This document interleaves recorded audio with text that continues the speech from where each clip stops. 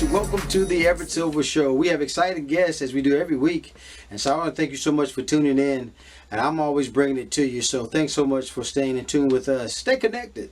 You're watching the Everett Silver Show.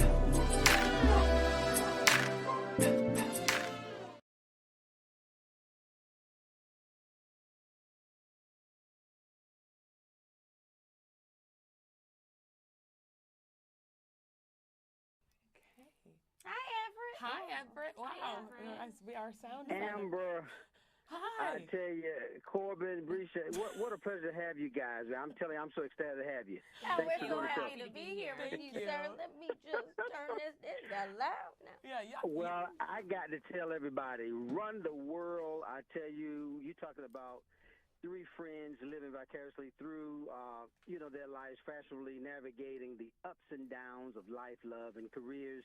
In this season 2, I have Amber Stevens West. I have Corbin Reid. I also have Bresha Webb, and just want to welcome them again to the show. And I'm gonna start with you, Amber, because I know you play Whitney, and you kind of, you're trying to have some self-discovery in order to kind of thrive in life. Tell me about your character. So I play Whitney, as you said, and she's a very type A personality, always did everything correctly, was, top student at Harvard Business School and very successful, and had a wonderful relationship with a man who was very kind to her and handsome, and had everything on paper was working out great for her. And yet she cheats on him and blows up her entire life. And so the lesson that she's learning this season is that it's okay to pivot. It's okay to change your mind in life. Maybe don't take people down with you, but she really is trying to figure out why she did that and get in touch with herself. And I think that's super relatable. I think we have this pressure in our culture that by our 30s we're supposed to have every box checked and then coast the rest of our lives, and that's just not the reality. And I think all of our characters are going through versions of that, which makes the show so fun. Very Absolutely. relatable. I'm enjoying it, and it is relatable. And then Corbin, I know you play Sandy, and you guys are really trying to decide what you want to do in life, and just kind of navigate love and careers. What is that like for you and your character? Yeah, I mean, Sandy is definitely going through it this season. She is taking a completely new direction in both her relationship and her career. And she's really making the decision to step out from the shadow that I think she was standing in her relationship last season, and ask for what she wants and what she needs. She's not going to be taken for granted. She's not going to be, doing the martyrer. She's stepping into her own and figuring out what she really wants and she really needs. And it was really fun for me to play and really fun for me to watch, and kind of just blowing the whole thing up. Like Amber said, like in your 30s, you feel like you need to know everything and have everything figured out. And I mean, I do think she has a relationship that people enjoyed, and I think was like enjoyable to play as well. But sometimes, even though something's good on paper, it just, when you get into the tic-tac, the nitty-gritty, it's not completely right. And I think that you can't be afraid to walk away. And I think by people watching what she does, it gives you license to be like, even though I think my career's perfect or my relationship's perfect, I don't have to stay. Yeah. Mm-hmm. Well, Bresha, that's what kind of fortifies you guys as friends, just showing the power of a black woman, the strength of her. But now, Bresha, I save you for last because, I mean, girl, I've been following you since Love That Girl. Oh, well, thank you. Thank you And, so much. Yeah, I've been following you a while. I mean, I kind of knew that, something was going to happen big with you because your character has always stood out. You're kind of hilarious as well. But talk about, though, that from the power perspective of a woman, that you guys pull on each other's strengths. Yeah, we pull on each other's strengths to remind each other of who we are. I think every strong woman needs a group of strong friends that can always remind them how strong they are in times when they're weak.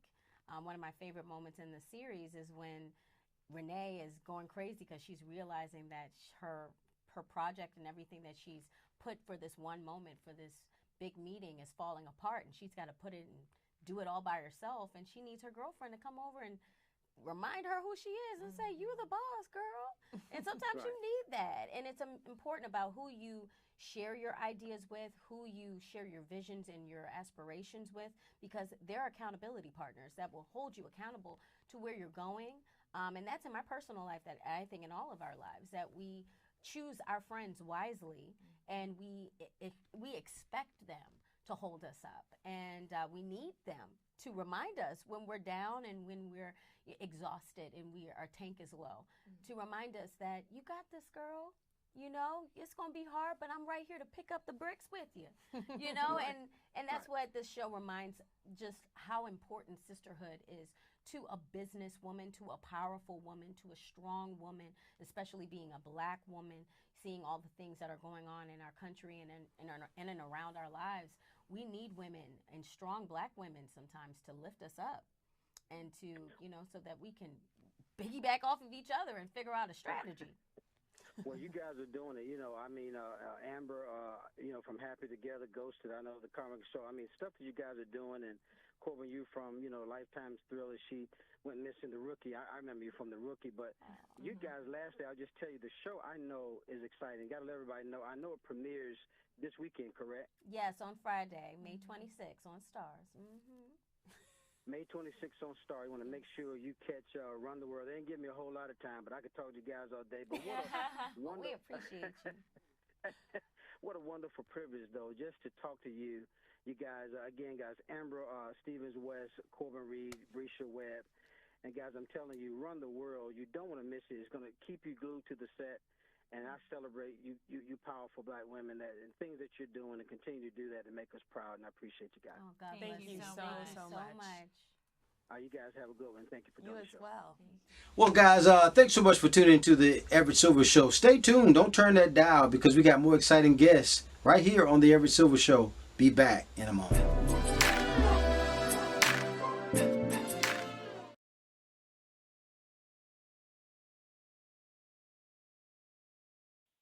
Hello. Harper, what a pleasure to have you on the show, and congratulations on things that's going well for you. Thank you so much. I appreciate that. Nice talking to you over the phone.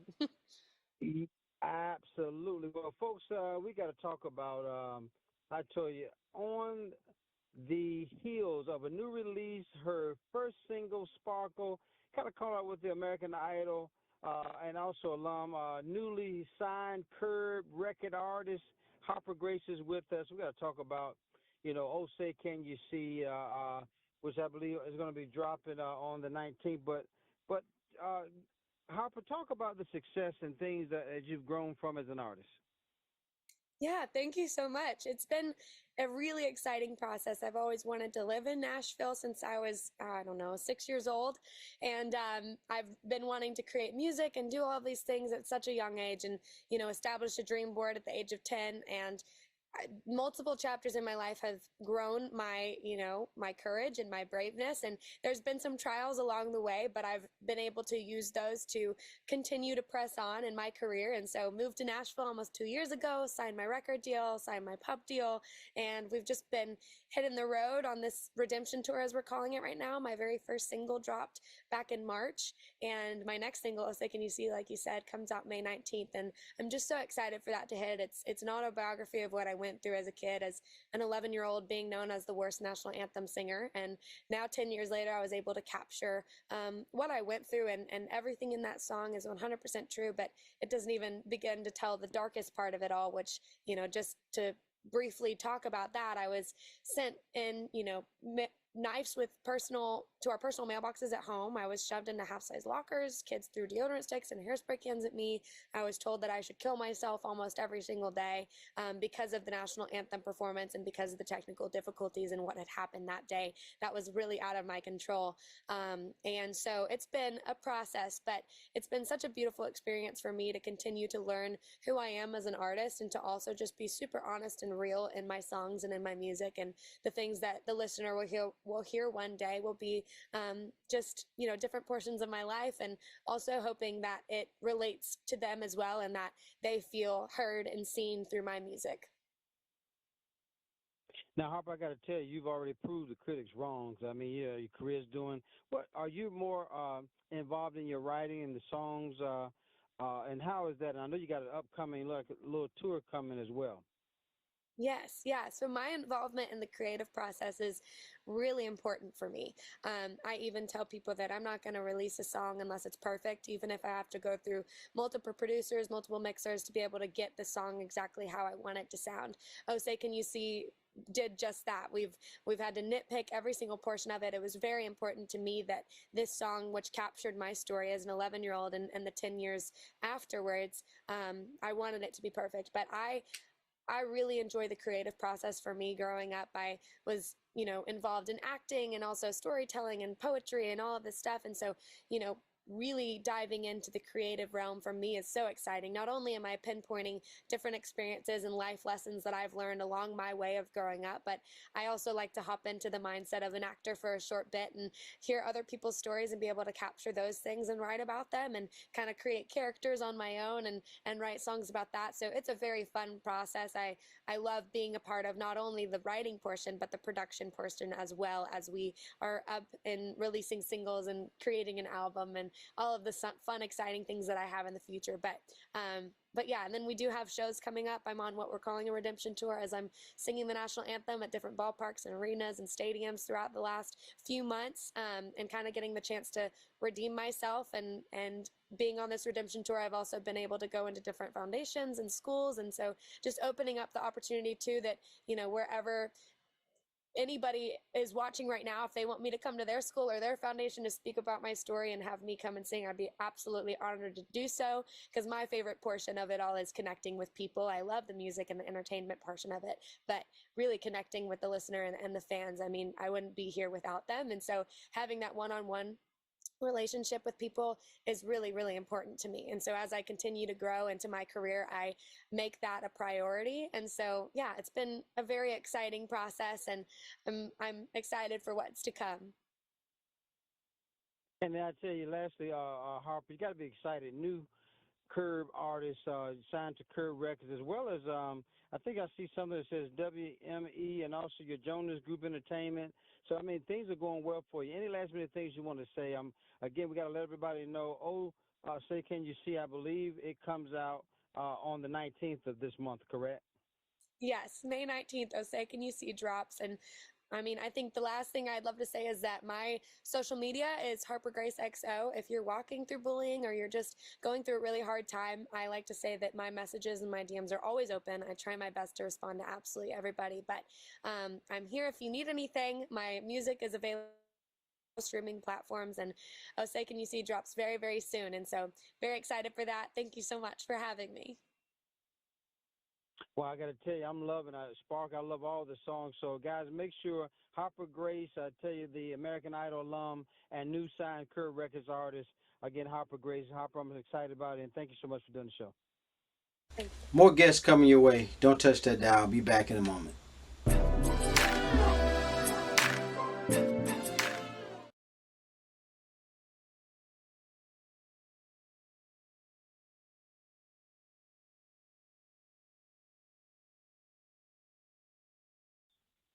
Hi, Everett.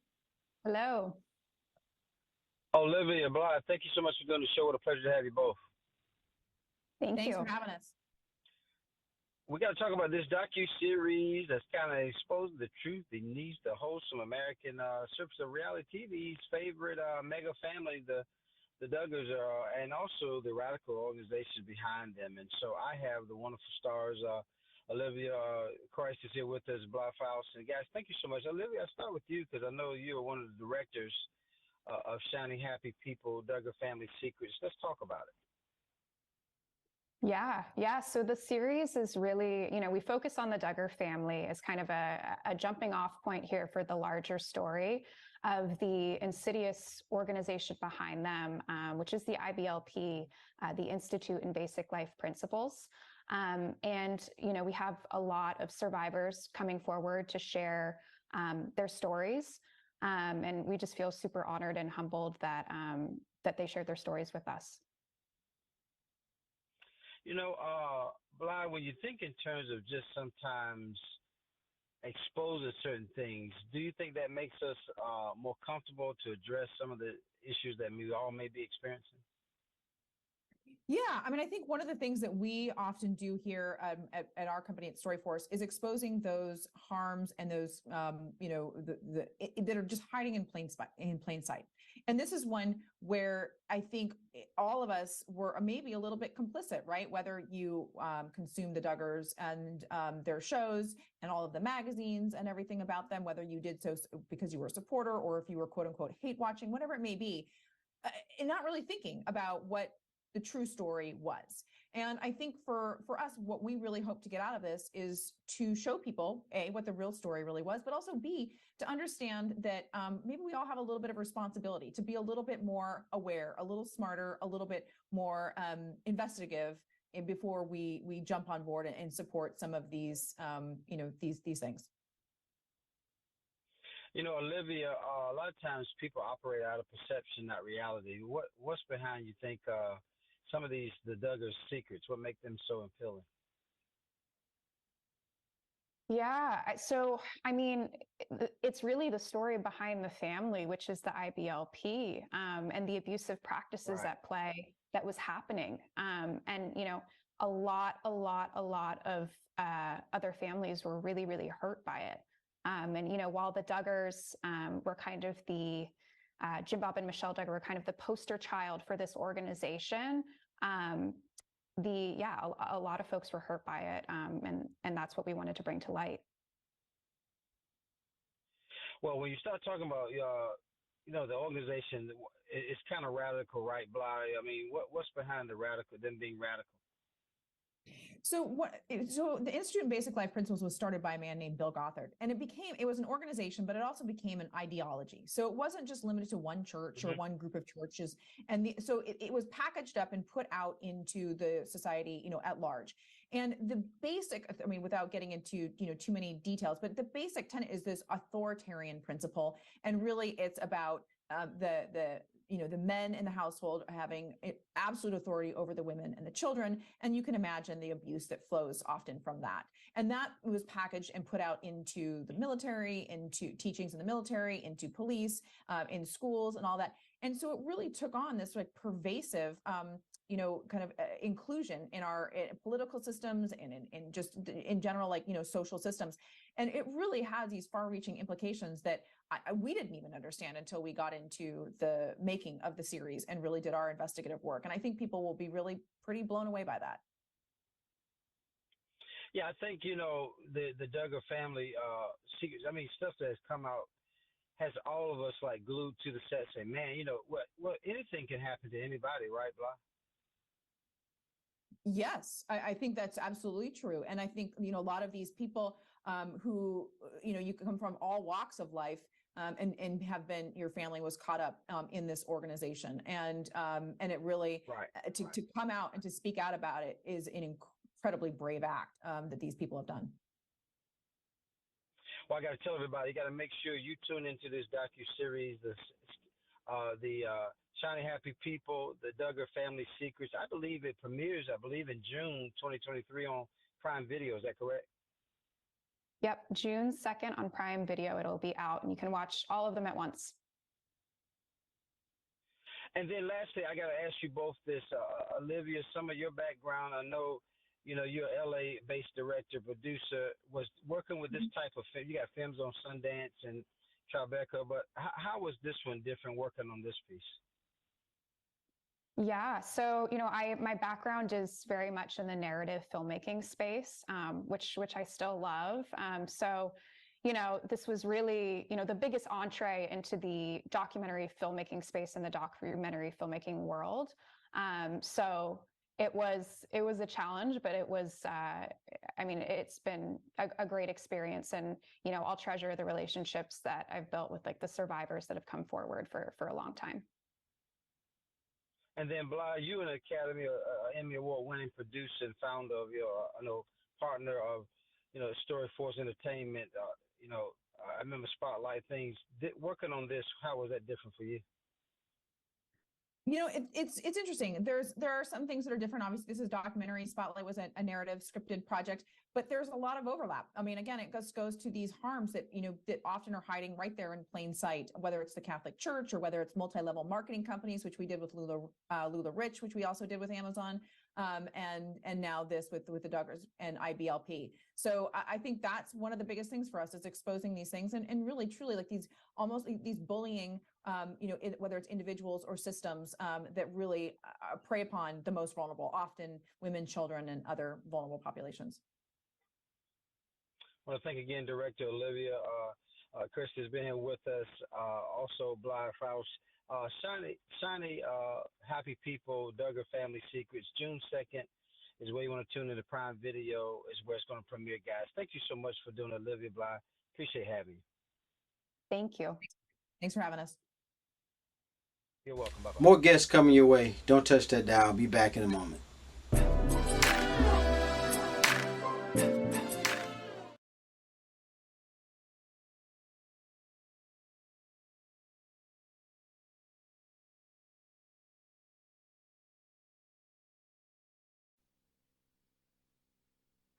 Ibi, Hello. thank you for doing the show. What a pleasure to have you. Thank you for having me. You're so great. I'm telling you guys, New York Times best-selling author of American Street. Comes a powerful new, y'all novel, Nigeria Jones. I have the award-winning author, Ibi Zoboi is here with us. And Ibi, let's just talk about the first thing I probably ask. Why is it so important though for us to really just understand who we are? Oh, that is paramount. We have to understand who we are, and it's not a journey where we finally have an aha moment and we say this is who we are. It's a constant journey. I'm still finding out who I am, and it's a process that begins in young adulthood, and this is exactly why I write books for young people. Nigeria Jones. Let's just get into it. You have. I mean, the book. I mean, I've just. I mean, it's just blown away. Some of the testament of just talking about, of how strong it's a declaration for supporting, loving, and empowering all Black women. One says the bravest book. But talk about this 17-year-old Nigeria Jones. Has a lot on her. Oh, yes, she has a lot of responsibilities, and I want to take it back to the title, Nigeria Jones. Nigeria is, of course, a country in Africa, and Jones is your sort of run-of-the-mill American name. So this is a book about what it means to be African American, and it's also about what a girl has to grapple with when she is forced to decide between her Blackness and her girlhood. And it's a coming of age story where a girl has to question her father, her very militant father, and the isolating community that she was raised in. I like to say that we have Black hippies, we have Black people who are vegan and homeschool their children. And Right. sometimes it's healthy and sometimes it's not healthy. And this is about a girl's quest to find her own path. Yeah, because our father wants her to be, I think, referred to her as you had warrior princess. But when you talk about, though, there's an interesting, I don't want to give too much away because it's so powerful, but her mother has different plans that she has for her family life, how she wanted them to turn out, correct? Absolutely. And this is a book about family dynamics. And Yeah. sometimes family wants you to be raised a certain way. And in that process, family members don't agree. So, Right. of course, as young people, we hear our parents argue sometimes, or maybe our parents are not together. And this girl is really grappling with her mother's ideas versus her father's ideas. And it represents the two paths that she can take as a young person. And then, lastly, Eva, I wish I had more time, but when you think in terms of just, sometimes our roles as because of children, sometimes what greatness that there's sometimes already in store for us. But we start out doing some roles. I know that she has to take care of her brother because her mother now is no kind of in a sense of missing. How much is that you see that where I see a lot of teenagers and people step into roles that they're not ready for? Oh, thank you for bringing that up. Yeah, Yeah. this is called adultification, where young people, for various reasons, because of an absent parent or they're at work a lot, are forced to care for their younger siblings and become like a young mom or a young dad. And, Right. and I wanted to say something about the heavy responsibility that our young people have to deal with, on top of being a teen, on top of schoolwork, on top of finding their own path. So this is what my character is going through. Well, I got to tell everybody, you got to make sure you go pick up your copy of Nigeria Jones. What a wonderful privilege to have the New York Times best-selling author, also award-winning author, Ibi Zoboi has been with us. Ibi, like I said, we can pick up the copy of the book anywhere, right? You can pick it up anywhere books are sold. Anywhere books are sold. The wonderful Ibi Zoboi. Thank you so much for doing the show today, Ibi. Thank you for having me. You're so welcome, Bubba. More guests coming your way. Don't touch that dial. I'll be back in a moment.